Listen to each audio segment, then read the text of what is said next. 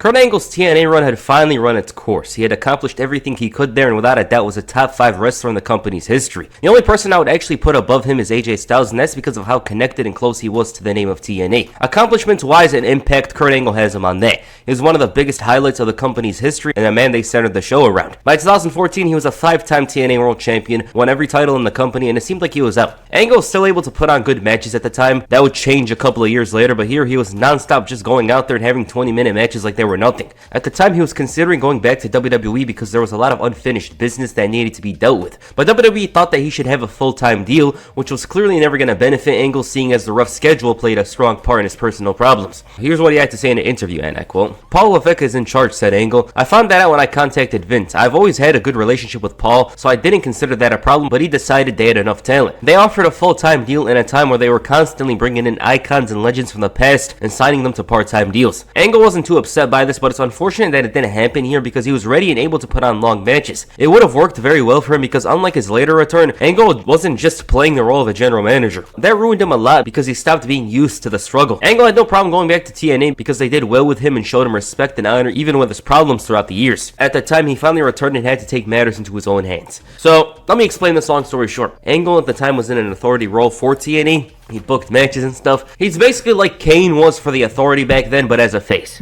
He made his return on the first Impact episode of 2015. He booked a bunch of matches, but then got provoked by MVP. MVP was a dominant heel in TNA at the time, not for his talent, but for his power. He made fun of Angle and called him a has-been. Angle said that he was stepping down from his position, but said he was back as a wrestler, and the last match he booked was a match against MVP, and it was going to be a street fight. The match happened then and there. Angle overwhelmed him early on, and he did get back into it, but this was never going to end any other way, with Angle scoring the win. It was very rugged and rough, which fit in line with their attires. It was a pure fight. One thing to know is that he didn't steamroll through MVP. Angle went back to work as a wrestler again, and his first match back was against Samoa Joe. It didn't seem like their storyline had any effect or influence. It was like both men never even had a feud before, and that's mostly because of how Samoa Joe was booked in TNA. I obviously think that when these two face off, it should feel like a flashback to the past. This match obviously served the bigger picture, that picture being the beatdown clan. Joe cheated to win, and they attacked after the match. Bobby Roode made the save for his good friend Kurt Angle, and this all led to a big lockdown main event match. TNA had a lot of problems at the time, so this show was a part of Impact. It was something weird they did at the time where they didn't have many pay-per-views throughout the year, so they'd put them on TV. Bobby Lashley got betrayed by MVP, and Angle courted him to join him in his battle against the BDC. Lethal Lockdown was pretty big and a pretty good main event. The heels had a strong hold on the match. They seemed untouchable, but Bobby Lashley proved to be the difference maker. There was doubts about his status, but when it came down to it, he was up for the task and provided the key to victory for the faces. Lashley barely sold a low blow. He was booked strong here, and Team Angle emerged victorious.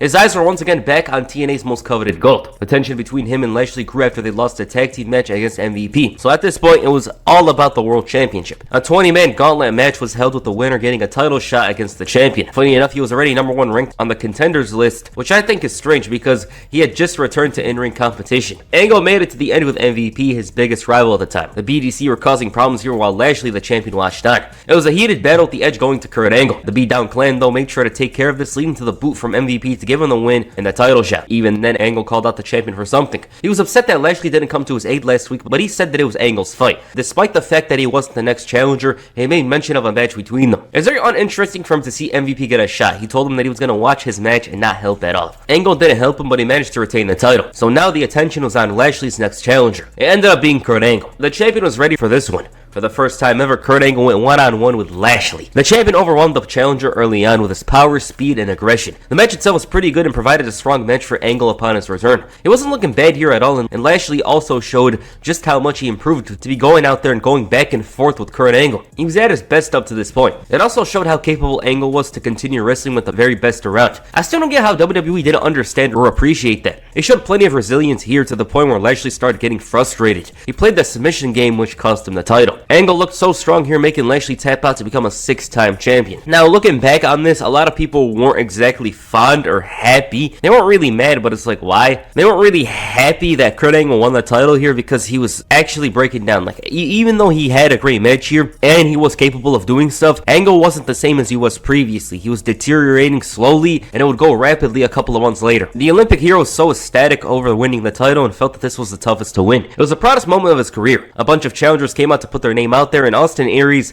had the Feast or Fight briefcase looming over the champion's head, and he was ready for all of the challengers. But the one he wanted the most was Lashley. That was the match Angle was eager to do, and they did it pretty quickly. This one felt slightly different and more grinded, with Lashley walking into as a defender. He was more interested in beating Angle at his own game, as opposed to using his power and intensity, which he would revert back to later on. This is a good match, but their first one had something special about it. It was one of the very best Lashley matches in his entire career, and something I consider to be top 5. Angle did have a tremendous sell and kick out of the spear. Wonderful stuff here. The challenger was more prepared to here, but Angle still managed to pull something out and barely beat Lashley with a roll-up. It was set up as a controversial finish, with the referee Brian Hebner not noticing that his shoulder wasn't down for the count. Angle quickly addressed this and said that the match could have gone either way. Even then, he was well aware of these issues and called out Lashley. The former champion said something didn't feel right and mentioned how Angle didn't actually win. Angle looked somewhat disappointed and deflated because his win wasn't actually a win, so it meant that they were going to run it back again. The Olympic hero was up for the fight because to him, it wasn't going to be a problem to beat him again. He wanted it tonight, but Eric Young got involved. Young had been involved in the title picture over the last few months and said he was the #1 contender. Lashley didn't want to hear anything coming from him and was still selling great and told him to earn his spot. Drama unfolds and Lashley accidentally speared the champion. This was enough for a triple threat match. Now with that said, this was a very normal triple threat match. The action was decent, Angle was still selling great, taking this pile driver which looked amazing. Other than that though, there's not much to say about this one.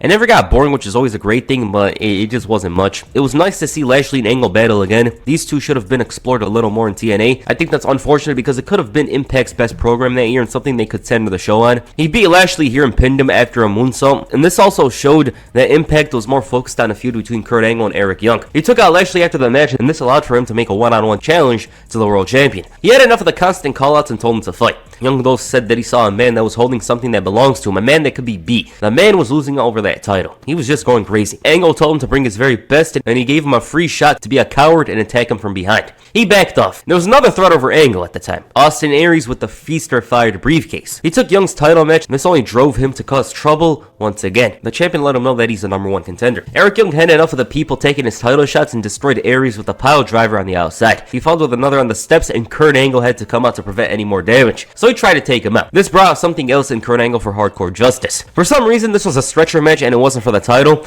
I think it's because Eric Young having Angle's number is far more interesting than just having him challenge for the title. This is pretty good. It was a battle, a fight that highlighted how far Eric Young would go to take out his opponent. He won the match, which meant that the title match had more drama to it. That was basically what it was. Now, this match was too much for a normal referee to officiate, so it was going to be Bully Ray. Young was paranoid about being screwed over again, but he assured him that he's here to ref the match. This match is very overbooked and dramatic. Bully Ray, despite being attacked by Young during the match, didn't retaliate and instead left it to Kurt Angle, who found a way to retain the title. The Rising played a strong part in the win, leading to a chaotic main event the following week. Drew Galloway had plenty of great words for Kurt Angle, telling him that he's one of the very best of all time. It's funny seeing him here. He was becoming more and more convincing as the months went by, because after he got released from WWE, people thought he didn't deserve to get released. He was trying to prove him wrong here, and it was slowly working. TNA's faction wars was still hot at this point, with the BDC being the strongest team in the company, with only the Rising posing a threat to their dominance. Eric Young associating with them meant Angle had to go the other way for the time being. They were going to face off in an I Quit match for the title, but here it was all about the hardcore tag team main event. Good main event here that saw the heels win. Eric Young though left the most important part for after the match. He took Chris Melendez's prosthetic leg and choked out Angle with it. At this point, tensions were the highest they had been, and both men wanted to destroy each other. For Young, it was about the title, but it was an entirely different story for Kurt Angle. Who the hell is he going to secure? He can't even secure himself. The match was just there. I just saw that the Wrestling Observer rated it nearly 4 stars, and I was shocked because it didn't have that kind of quality to it. It's more like a 2, 3, 4th, or 3-star match. Angle beat him and the feud was over. I didn't have much to say about it because it wasn't that good. Eric Young played his role well, but it feels like that wasn't enough, and Angle's run had some good matches to it, but he'd gotten older at this point. He was still good when he could be, but because he wrestled so often, that started to take away a bit from him. Ethan Carter III had enough of being in the shadows. He finally got a title shot after being undefeated for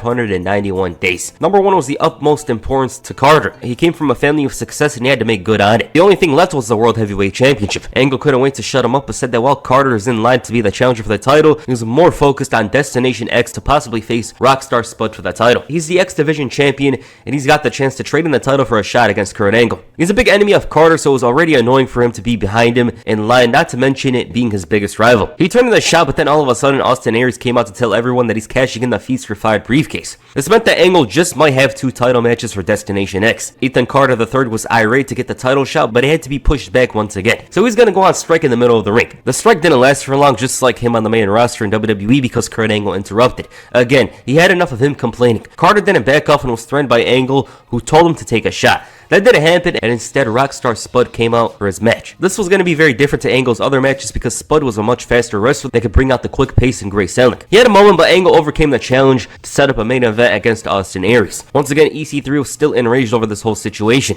As for the main event, let's just put it this way. We forget just how good this man was in ring. Austin Aries was one of the most notable talent of his generation, and nowadays he's forgotten because of the many incidents he's had over the years. I'd go as far as to say that this was the best match in Angle's title reign. The match he won the belt was better, but this holds its own. Aries was doing everything he could to avoid the Angle lock, but he always found himself in the hold. The challenger was taking high risks that didn't pay off, and it was another successful title defense for Kurt Angle. Ethan Carter III didn't waste time in taking out Angle to put his name out there. Both men went face to face the following week. EC3 called him the best of all time because he's beaten everyone put in front of him. However, all of those guys have been beaten. EC3 hasn't. Angle mentioned that he's been here before, whereas Carter still hasn't gotten a glimpse into what being in the main event was about. They signed the contract and chose each other as his opponent. Angle gave him Lashley. EC3 on the other hand gave him Matt Hardy. They both won their matches, but it was EC3 who couldn't wait until their match to attack. It didn't work out well for him though. As for their match, it was one of EC3's best in Impact Wrestling and something he should be proud of. They made him look strong for the most part, having an almost clean victory to establish himself as the new champion. EC3's win was a bit dirty, but it wasn't too dirty, and the conclusion was mostly clean, so there's that. It was good stuff here. There's plenty of drama. Angle quickly exercised his rematch clause to the following week. That match went for 3 minutes and saw the new champion look out of his element. EC3 got himself disqualified, and they did one of those I had him down finishes where Angle made him tap out. He moved on quickly from the storyline because Angle went away for a while. He cut a promo about how EC3 does deserve to be champion, but was upset about how he got screwed over the previous week. Despite this, he was going to get another rematch for the title, whenever he wants, and this is when he revealed he had a tumor in his neck which would leave him sidelined for a while. Eric Young took advantage of this and said that the next time he pile drives Angle might be the last one left in him. He attacked him. Angle's ready for a fight, and it was very close to going bad, but then Chris Melendez made the save, and Eric Young dropped him with a pile driver. This was done as a way to allow Angle to go away. He obviously had a contract that was expiring soon, so plans were made for his return to be a farewell one. Angle's contract was only for 1 year, and he had made it clear that he was going away afterwards. Angle's return came out bound for glory 3 months later against Eric Young. He had caused troubles with Angle's allies, and this led to a no disqualification match. Unfortunately, the Angle everyone knew was fading. He was not the same, and this match is a prime example of that. From time to time, he was capable of something, but it was becoming less and less likely. He wasn't selling his injury well here, and watching Angle, at times it looked like he was in pain, and it wasn't a good match. Other than that, Angle did win here, and he was on his way out. He had a handful of matches against the likes of Drew Galloway, Matt Hardy, and Lashley. His best singles match was against Drew, but it was never going to be great because of how limited Angle was at the time.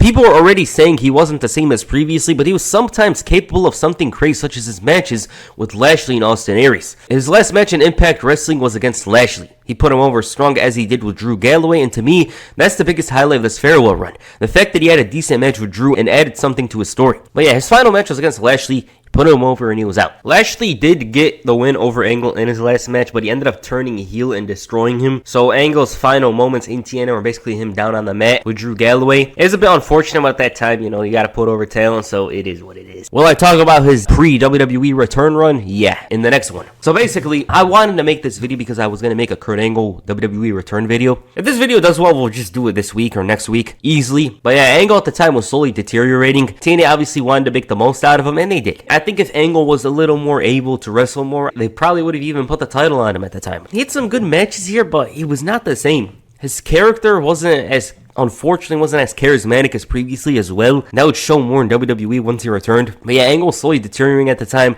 A lot of people were telling him to retire as well. And obviously, I would have preferred for him to go to WWE, but they didn't really want him at the time. So yeah. Alright, what do you guys think of Kurt Angle's final days in TNA? Please comment down below. Make sure you hit the Angle Slam and the like button, and perhaps the Angle lock and the subscribe button. Peace. I'm out.